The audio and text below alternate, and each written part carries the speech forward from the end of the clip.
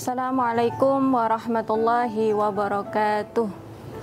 Alhamdulillahirabbil alamin wa bihi nasta'inu ala umuri dunya waddin wassalatu wassalamu ala asyrafil anbiya'i wal mursalin sayyidina wa maulana Muhammadin wa ala alihi wa sahbihi ajma'in, amma ba'd.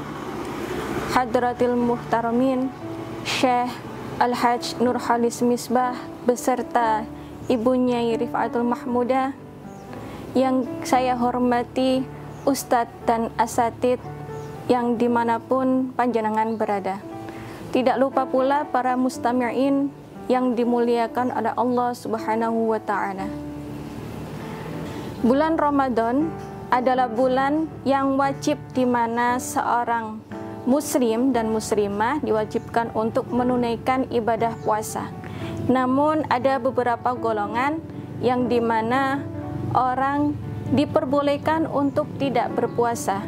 Dalam kitab Kasyifatus Sajah yang dikarang oleh Syekh Imam Nawawi Al-Bantani, ada beberapa golongan yang dimana mereka tidak diwajibkan untuk berpuasa. Yang pertama adalah orang yang tidak mukallaf. Orang yang tidak mukallaf dibagi menjadi 3 golongan, yaitu yang pertama adalah orang yang beragama Islam, yang kedua adalah orang yang mempunyai akal sehat, yang ketiga adalah orang yang balik. Contohnya anak kecil.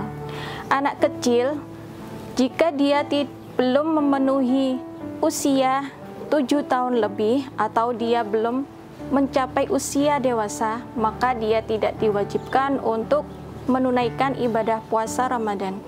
Namun jika dia sudah mencapai usia 7 tahun, maka diharuskan untuk diajar atau dilatih untuk melaksanakan ibadah puasa Ramadan. Kemudian yang contoh kedua adalah ODGJ, orang dalam gangguan jiwa. Orang dalam gangguan jiwa, walaupun dia sudah dewasa, tapi dia dikatakan bahwa akalnya sudah tidak sehat, maka dia tidak diwajibkan untuk berpuasa, untuk tidak berpuasa. Yang kedua adalah orang yang safir atau dalam keadaan perjalanan jauh, yaitu dalam keadaan perjalanan jauh yang dimana perjalanannya yang jaraknya bisa ditempuh 8 km atau bisa yang dapat menunaikan ibadah sholat qashar. Nah, itu tidak diperbolehkan untuk atau tidak diwajibkan untuk berpuasa Ramadan. Akan tetapi jika dia dalam berpuasa dan dalam perjalanan jauh, maka diperbolehkan untuk membatalkannya. Yang ketiga adalah orang yang sakit. Jika orang sakit tersebut berpuasa dan bisa menambah beban sakitnya atau bisa mengganggu kesehatannya, maka dia tidak diwajibkan untuk berpuasa. Di dalam surat Al-Baqarah ayat 184, "Faman kana minkum maridun aw 'ala safarin fa'iddatun min ayyamin ukhra." Barang siapa yang dalam perjalanan jauh dan sakit, maka dia menggantikan puasa yang ia tinggalkan selama dia tinggalkan, maka digantikan di hari yang lainnya. Kemudian yang keempat adalah orang yang hamil, ibu hamil atau menyusui. Ibu hamil dan ibu menyusui ini dibagi menjadi 3 golongan. Yang pertama, ibu hamil atau menyusui jika dia tidak berpuasa karena khawatir akan dirinya sendiri. Yang kedua, golongan yang kedua adalah ibu hamil atau menyusui tidak berpuasa karena dikhawatirkan akan janin yang dikandungkannya. Yang ketiga adalah ibu hamil atau ibu menyusui jika dia tidak berpuasa karena ditakutkan atau dikhawatirkan akan dirinya dan janin yang dikandungkannya. Maka untuk mengkodoknya adalah, untuk yang golongan yang pertama dan yang kedua adalah hanya mengkodok saja atau menggantikan puasa yang dia tinggalkan digantikan di hari yang lain.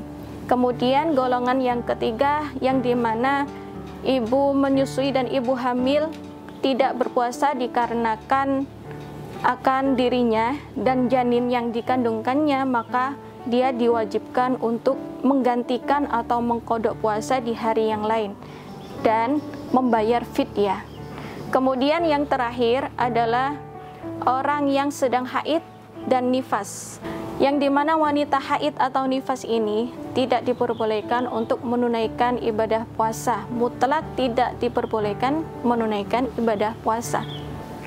Siti Aisyah pernah berkata dalam hadis, kunna nahid fi ahdi Rasul sallallahu alaihi wasallam ya'muruna biqada'i shaum wa la ya'muruna biqada'i shalah.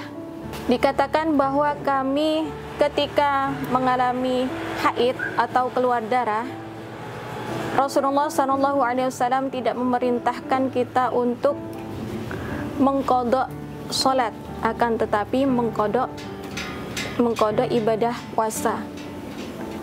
Itulah beberapa golongan yang tidak diwajibkan untuk berpuasa. Semoga amal ibadah kita di bulan Ramadan ini selalu mendapatkan keberkahan dan diterima oleh Allah Subhanahu wa taala. Syukran. Assalamualaikum warahmatullahi wabarakatuh. Ramadan yang terindah kan pagi